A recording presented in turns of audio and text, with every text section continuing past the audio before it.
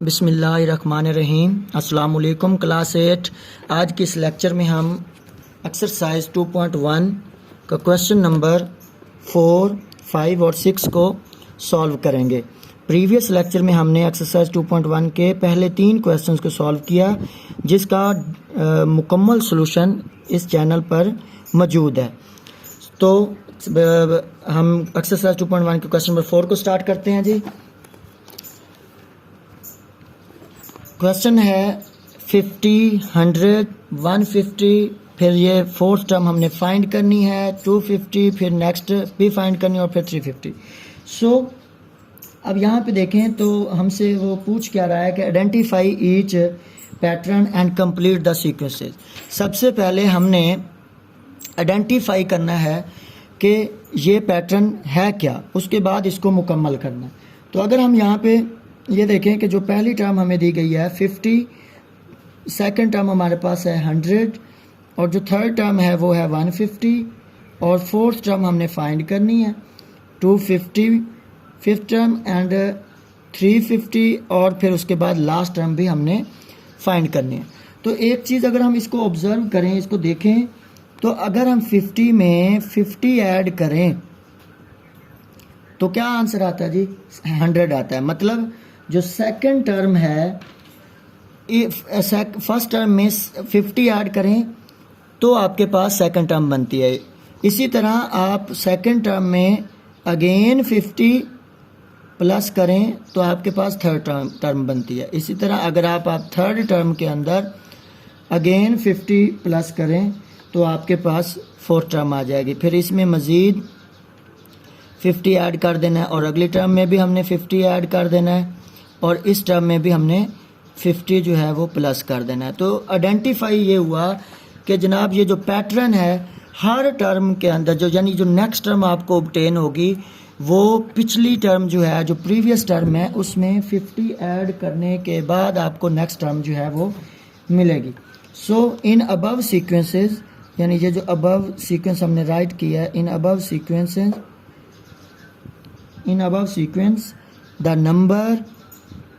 the numbers are arranged in order। किस तरह जी? such that every next number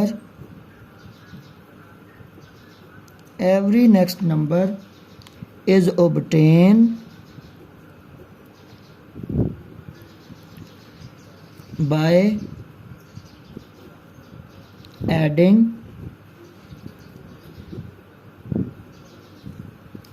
कितना add किया जी हमने? 50। तो by adding 50 in the previous term, यानी अगर हम हर पिछली टर्म में 50 ऐड करें तो हमें नेक्स्ट टर्म जो है वो ऑब्टेन होगी। तो हमें 1, 2, 3 हमें फोर्थ टर्म चाहिए, तो हम फोर्थ टर्म फाइंड करने के लिए थर्ड टर्म में 50 ऐड करेंगे, यानी so fourth term equal third term क्या है जी? 150 प्लस इसमें 50 ऐड करेंगे तो आपके पास 200 आएगा। आंसर 200, यानी फोर्थ टर्म आपके पास 200 आ गई। इस तरह फिफ्थ टर्म अगर हमने फाइंड करनी है तो हमारे पास फिफ्थ टर्म फाइंड करने के लिए फोर्थ टर्म में हमें क्या ऐड करना पड़ेगा जी? 50, यानी 200 प्लस 50, तो ये 250। इसी तरह सिक्स टर्म अगर हमने फाइंड करनी है तो सिक्स टर्म यानी फिफ्थ टर्म के अंदर हम प्लस करेंगे 50 तो आपके पास 300 आंसर आएगा। सेवन्थ टर्म फाइंड करने के लिए जनाब हमें यहाँ पे सिक्स टर्म क्या है जी? 300 है, प्लस 50 प्लस करेंगे तो 350 बन जाएगा। एंड एट्थ टर्म अगर हमने फाइंड करनी है तो सेवन्थ टर्म क्या है जी? 350 है, तो ये 350 प्लस 50 तो आपके पास 400 जो है वो आंसर आ जाएगा। तो आप अब ये मुकम्मल होगी आपके पास। हैंस 50, 100, 150 एंड जो फोर्थ टर्म आई थी वो जी क्या थी जी 200, फिर 250, फिर 300 एंड अगेन 350 एंड जो लास्ट टर्म आई जी वो हमारे पास 400। हमने कौन कौन सी फाइंड की है जी, एक 200 हमने फाइंड की, इसके अलावा 300 भी हमने मालूम की, और लास्ट टर्म जो थी 400 वो भी हमने मालूम की। तो question number 5 and question number 5 में भी आपको यही कहा रहा है कि identify each pattern and complete the sequence. तो फर्स्ट टर्म भी मालूम करनी है, सेकंड, थर्ड, फोर्थ, फिफ्थ दी हुई है, एंड सिक्स टर्म और फिर लास्ट टर्म भी फाइंड करनी है। तो अगर हम देखें first term as it is यानी है ही नहीं, मालूम करनी हमने, ये भी एज इट इज़। अगर हम इसको चेक करें 243 को, अगर हम 243 को डिवाइड करें, 243 को अगर हम डिवाइड करें 3 पे, यानी अगर हम 243 को डिवाइड कर दें 3 पे तो हमारे पास 81 आंसर आएगा। इसी तरह अगर 81 को 3 पे डिवाइड करें, डिवीजन का सैम्पल आना है जी, यहाँ पे डिवाइड करें तो 3 पे डिवाइड करें तो 27 आंसर आता है। सिमिलरली 27 को अगेन हम 3 पे डिवाइड करेंगे तो हमारे पास यहाँ पे जो भी ये फाइंड करना है वो आ जाएगा। फिर इसको अगेन हम 3 पे डिवाइड करेंगे तो हमारे पास ये जनाब 3 आ जाना है। अगेन यहाँ पे 3 को फिर हम डिवाइड करेंगे, यानी कि इधर मैं 3 लिख देता हूँ, और इसको हमारे पास ये लास्ट टर्म भी आ जानी है। एक चीज़ तो वाज़ेह है कि अगर हम इस पैटर्न को देखें तो एक चीज़ वाज़ेह हो रही है कि जी एक ये तरतीब, इस तरह से इसको तरतीब दिया गया है या इस तरह इसको अरेंज किया गया है कि जो हर अगला अदद है वो पिछले अदद को 3 पर तकसीम करने से हासिल हो रहा है। यानी आप ये कह सकते हैं कि every next number is obtain by dividing 3 to the previous term. यानी आप ये देखें कि यहाँ से अगर आप इस नंबर को फाइंड करें तो ये भी 3 पे डिवाइड किया जाएगा और इसको भी 3 पर डिवाइड किया जाएगा जी, ठीक है। तो अब हम यहाँ पे लिखेंगे in the above sequence, in the above sequence the numbers are arranged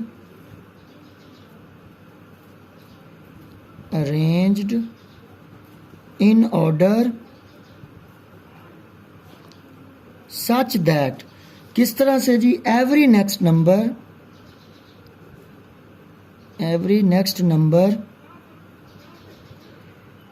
is obtained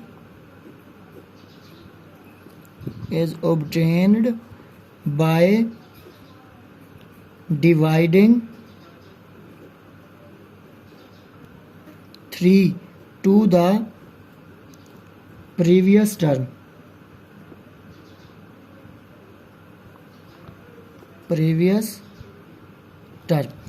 तो इस सीक्वेंस से हमें यह मालूम हुआ कि जी हर जो डिजिट है वो 3 पे डिवाइड करने से, यानी हर पिछला डिजिट, हर प्रीवियस नंबर जो है वो 3 पे डिवाइड करें तो आपको नेक्स्ट नंबर जो है वो मिल रहा है।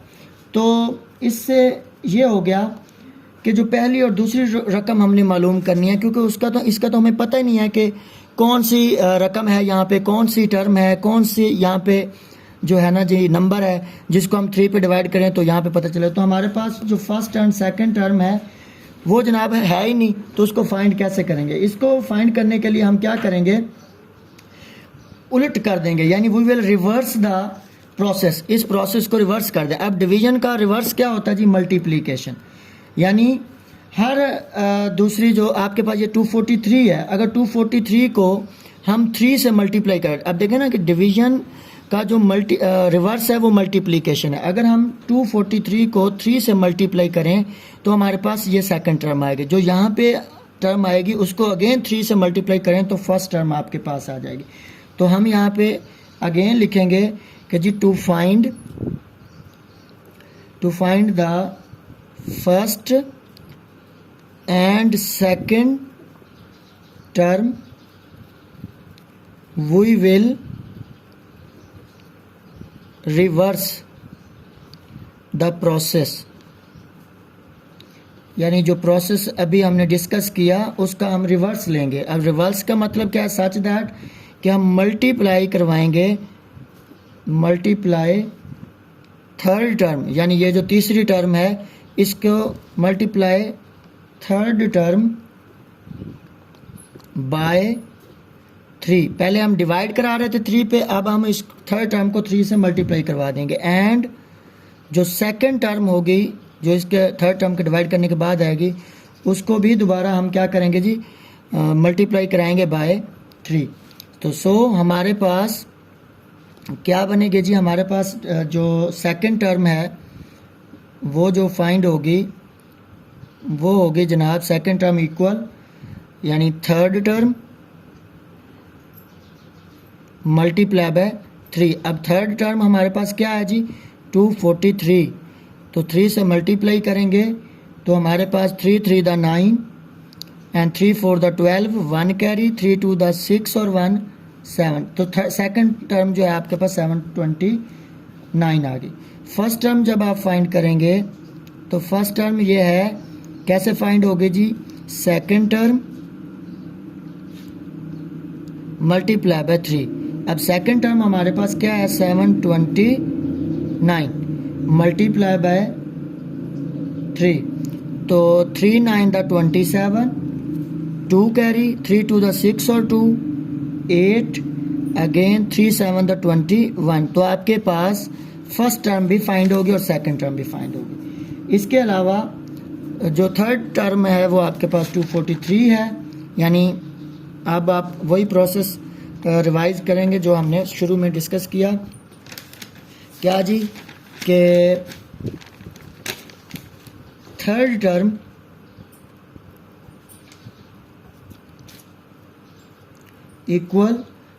इक्वल जी, अब थर्ड टर्म जो है वो गेन कैसे होगी, यानी प्रीवियस टर्म डिवाइडेड बाय 3।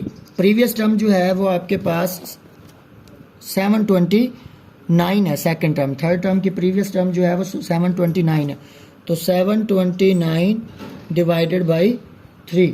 तो आपके पास इसको अगर डिवाइड करें तो हमारे पास 243 जो है आंसर आएगा। इसके बाद फोर्थ टर्म जो है वो प्रीवियस टर्म क्या है जी, हमारे पास 243 है, तो 243 डिवाइडेड बाय 3 करेंगे तो हमारे पास आंसर 81 आएगा जी। इसी तरह फिफ्थ टर्म देखें, फोर्थ टर्म क्या है जी, 81 को अगर हम 3 पे डिवाइड करेंगे तो हमारे पास 27 जो है वो आंसर आएगा। सिक्स टर्म, अब जो सिक्स टर्म है इसकी 6 से प्रीवियस टर्म क्या है जी, 27 को अगर हम 3 पे डिवाइड करें तो हमारे पास 9 आंसर आएगा जी। सेवंथ टर्म जी प्रीवियस टर्म जो है वो 9 है, 9 को 3 पे डिवाइड करेंगे then answer 3। And eighth term जो है वो हमारे पास प्रीवियस टर्म अब क्या है जी, 3 को जब 3 पे डिवाइड करेंगे तो आपके पास 1 आंसर आएगा। तो अब ये देखें जी कि हमारे पास जो सीक्वेंस जो कंप्लीट होगी वो क्या होगी जी, फर्स्ट टर्म जो हमने फाइंड की वो क्या है जी, 2187। सेकंड टर्म हमने जो फाइंड की वो थी 729, ये टर्म हमने वैसे भी फाइंड करनी थी।